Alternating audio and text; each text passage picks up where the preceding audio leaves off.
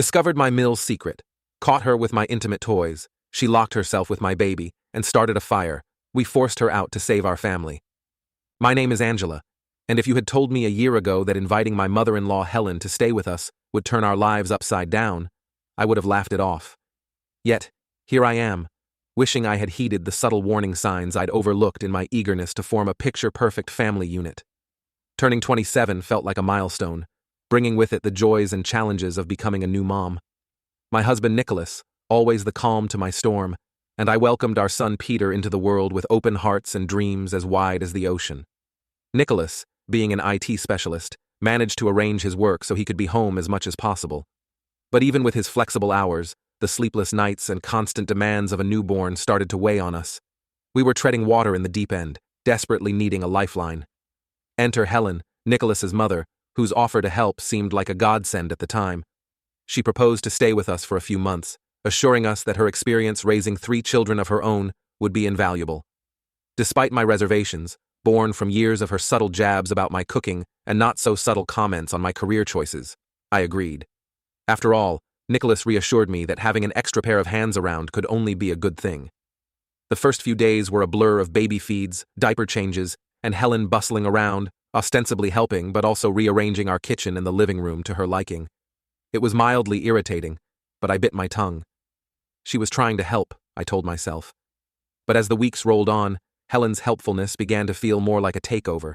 Her presence loomed large in every room, her voice a constant echo down the halls. She had opinions on everything, from how we should burp Peter to the exact timing of his naps. Her intrusions, once subtle, became blunt forces. She questioned my decisions, from how I dressed Peter to my choices of pediatrician, often implying that my methods were inadequate compared to her time-tested approaches. It wasn't long before her behavior, once merely overbearing, began to escalate, revealing a side of Helen I had never truly known. Her actions grew more questionable, her comments more pointed, and the tension within our home thickened like a winter fog. Nicholas, bless him, stood by me unwaveringly. His usual easygoing nature hardened when it came to defending our little family's autonomy. He tried to mediate, to smooth over the rough patches with the patience of a saint, but even he could not ignore the growing cracks. What started as a helping hand soon turned our lives into a battleground, with our values and privacy under siege. Little did I know, the real storm was just on the horizon, ready to test our bonds in ways I could never have imagined. It was a Thursday like any other, except I left work earlier than usual, thanks to a project wrapping up ahead of schedule. The afternoon sun filtered through the trees, casting dappled shadows on the sidewalk as I hurried home, eager to surprise Nicholas and Peter with my early return. The thought of a quiet afternoon with my little family lifted my spirits, which, after the past few weeks of tension, felt like a much-needed breath of fresh air. I slipped my key into the door, turning it quietly. Stepping into the house, I expected to hear the familiar sounds of Peter's babbling or Nicholas's gentle cooing. Instead, the silence was punctuated only by the low hum of the air conditioning. Confused, I called out, "Nicholas? Helen?" but received no reply. I headed toward the bedroom, the most likely place they'd be if Peter was napping. As I reached the door, a strange, unsettling feeling took hold of me. The door was ajar, which was unusual during Peter's nap times. Pushing it open, the scene before me stopped me dead in my tracks. There, in the midst of the disarray of our normally pristine bed, was Helen. My mother-in-law, in a situation so wildly inappropriate, it took my brain a few seconds to process. Helen was using one of my intimate toys, right there in the bed I shared with Nicholas. My cheeks flushed with heat, a mixture of anger, shock, and disbelief washing over me. "Helen!" My voice came out sharper and louder than I intended. She jolted, clearly startled, and fumbled awkwardly, trying to cover herself with the bedsheet. "Angela, what are you doing home so early?" she snapped, her voice tinged with irritation rather than embarrassment. I came home to surprise." My words trailed off as I struggled to maintain composure. "This is completely unacceptable, Helen," Helen scoffed, rolling her eyes as she gathered her clothes. "Oh, please don't be such a prude. You're making a mountain out of a molehill. It's not like I was doing anything criminal." I felt my jaw clench. "You were using my personal items, Helen, in my bed. How could you think that's okay?" She shrugged, dismissive as ever. "I found them in the drawer. It's not like they're sacred. You're overreacting as usual, Angela." I stood there, stunned and shaking. Before I could muster another word, Nicholas walked in, his face a question mark at the sight of our confrontation. Quickly, I explained what I had walked into, the words tumbling out in a frantic rush. Nicholas's face darkened with each word I spoke. Turning to his mother, his voice was calm, but ice cold. "Mom, that's completely inappropriate. You're disrespecting our home, our marriage. This can't happen again." Helen's face tightened, and for a moment, I thought she would argue further, but instead, she muttered something under her breath and stormed past us, heading to the guest room. Nicholas put his arm around me as I tried to fight off tears, the violation of our personal space feeling like a physical wound. That night, we talked long after the sun had set, the incident laying bare the extent of Helen's disrespect for our boundaries. Nicholas assured me of his unwavering support, his steady presence a comfort in the turbulent sea of emotions. But as we lay in the dark, listening to the soft breathing of our baby through the baby monitor, the weight of what had occurred sat heavily in the room, a stark reminder that something would have to change. The days following the incident in our bedroom were thick with tension. Helen had grown cold and distant, her interactions with me short and clipped. Nicholas and I had discussed asking her to leave, but just as we were about to sit down with her, another crisis erupted, one that shook me to my core. It was late in the afternoon when I decided to take a quick shower while Peter was down for his nap. Helen was in the living room reading, and I felt a fleeting moment of relief, thinking everything was calm. However, when I emerged from the shower, the quietness of the house sent a sharp pang of anxiety through me. Rushing to the nursery, my worst fears materialized. The door was shut, and from the other side, I could hear Peter's distressed cries. I knocked frantically, calling out, "Helen, open the door! Peter is crying!" There was no response, just the sound of my baby wailing louder. Panic gripped me as I pounded on the door. "Helen, please, let me in!" Finally, Helen's voice, sharp and unnervingly calm, cut through Peter's cries. "I'm taking care of him, Angela. You just relax. He's fine with me." Desperation mounting, I tried the handle again, finding it firmly locked. "He needs his mother, Helen. This isn't right." Helen's voice came again, this time laced with a chilling firmness. "I'm protecting him, Angela. You're too stressed. It's not good for Peter. I'm doing what's best for him." Unable to bear the sound of Peter's cries and blocked by the locked door, I felt a helplessness that turned quickly into rage and fear. I shouted a last warning through the door. "Helen, open this door right now or I'm calling the police." When there was no response, I pulled out my phone, my hands shaking as I dialed. Within minutes, Nicholas rushed home just as the police arrived, alerted by my frantic calls. He was pale, his expression a mix of anger and fear. The officers were quick to assess the situation. One of them spoke through the door to Helen, his voice authoritative yet calm. "Ma'am, you need to open the door. You're causing distress, and we need to ensure the child is safe." It took several tense minutes, the cries of my baby piercing every second that passed, before the locks clicked open. Helen emerged, her expression twisted into one of fury and defiance. The police quickly stepped inside to check on Peter, allowing me to rush past Helen and scoop him into my arms. He was red-faced and sobbing, his little body trembling in my embrace. Helen ranted as the officers suggested she step aside, claiming she was only trying to protect Peter from my incompetence. The absurdity of her words stung, but holding Peter close, feeling his heartbeat against mine, I focused only on soothing him. Nicholas stood by us, his presence a solid reassurance. He spoke briefly to the police, explaining the strain Helen had been putting on our family. The officers recommended that Helen find another place to stay if tensions were this high, a suggestion Nicholas and I were only too eager to agree with. That evening, after the officers left and Peter had calmed down, Nicholas and I sat down in the quiet aftermath. The decision was clear. Helen's actions had crossed a line that couldn't be ignored or forgiven. This was no longer just about overstepped boundaries, it was about the safety and well-being of our child. With heavy hearts but clear minds, we knew it was time for Helen to leave. The peace of our family depended on it, and as difficult as the conversation promised to be, we were united and resolute. Helen's stay with us would have to end, and soon. The following day was supposed to be a fresh start. Nicholas and I had agreed that it was time to discuss Helen's departure, a conversation we planned to have the next evening. Unfortunately, the events of the day dramatically accelerated our timeline and intensified the urgency of our decision. In a gesture of reconciliation, or perhaps manipulation, Helen offered to watch Peter while I took a much-needed break. Exhausted and emotionally spent, I reluctantly agreed, deciding to spend a few hours catching up on work in my home office upstairs. Nicholas was out, handling some errands, trusting that his mother's offer was genuine and would allow me a brief respite. It wasn't long before the sharp scent of smoke pulled me from my concentration. Panic surged through me as I dashed downstairs, following the growing haze. Bursting into the kitchen, the sight that greeted me was one of utter chaos. Helen stood by the stove, a dish towel in her hand, and a pot engulfed in flames before her. Smoke billowed around her in thick clouds, filling the kitchen.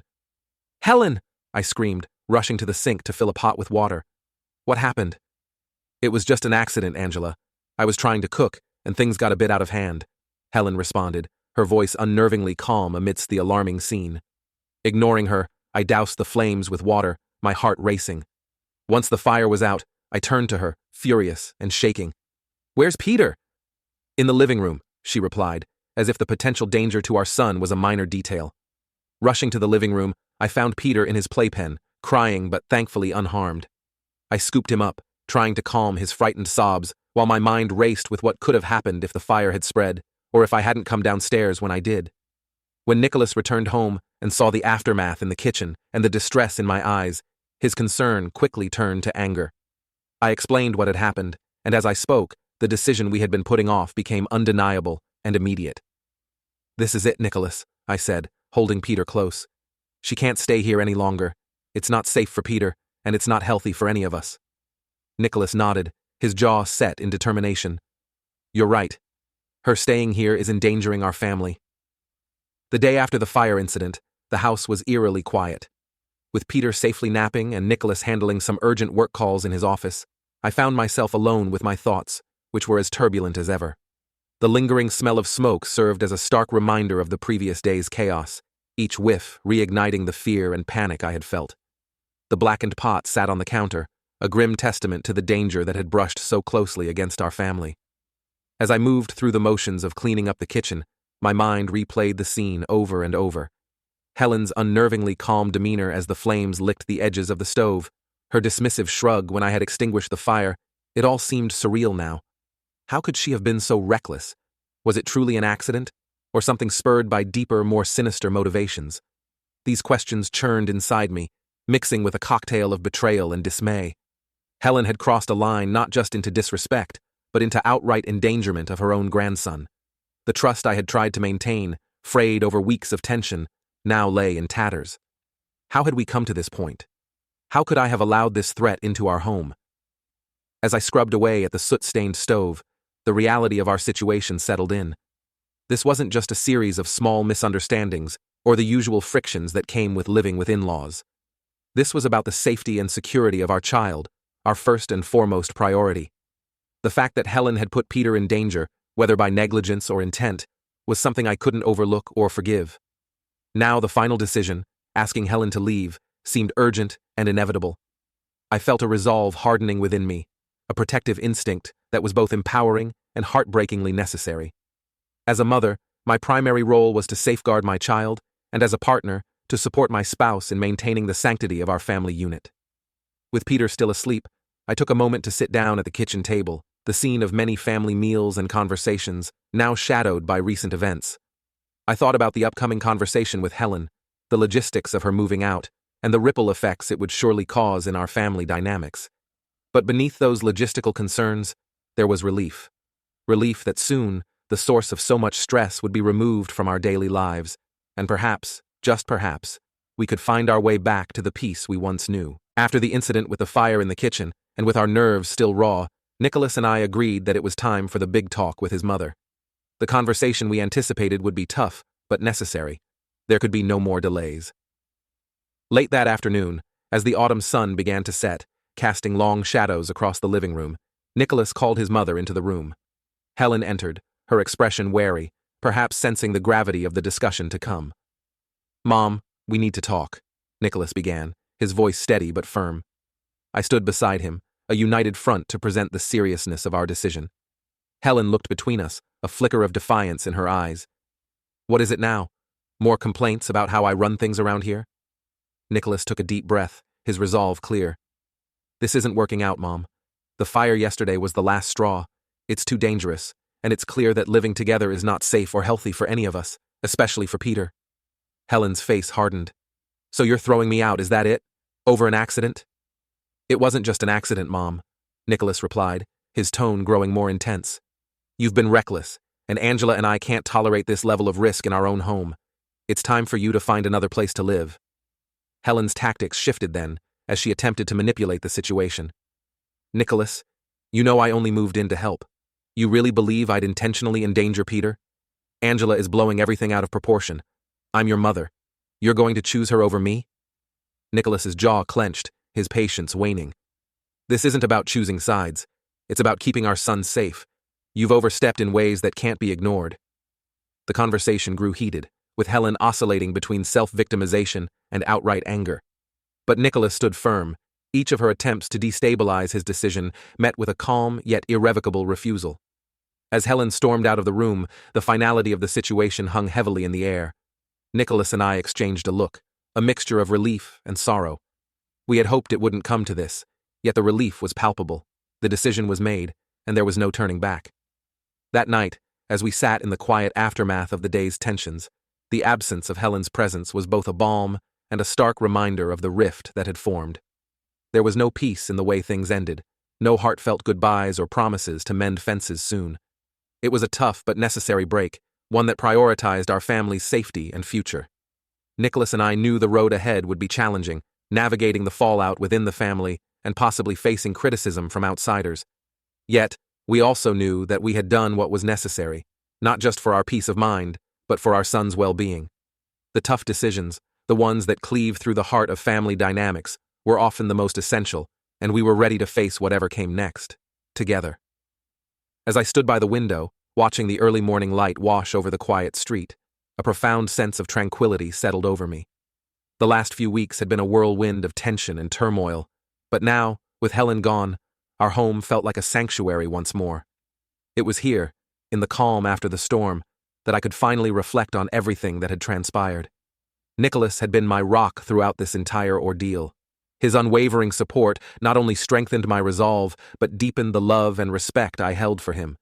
It's one thing to stand together in the easy times, but Nicholas had shown that he was beside me, even when the path was strewn with obstacles and fraught with challenges.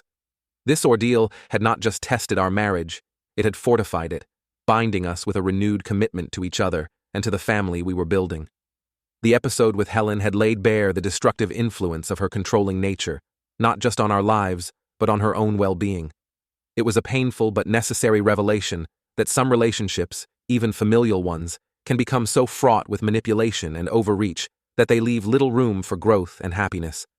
Helen's departure marked not just the end of her physical presence in our home, but the beginning of a new chapter, one where Nicholas and I could breathe, free from the shadows of overbearing control.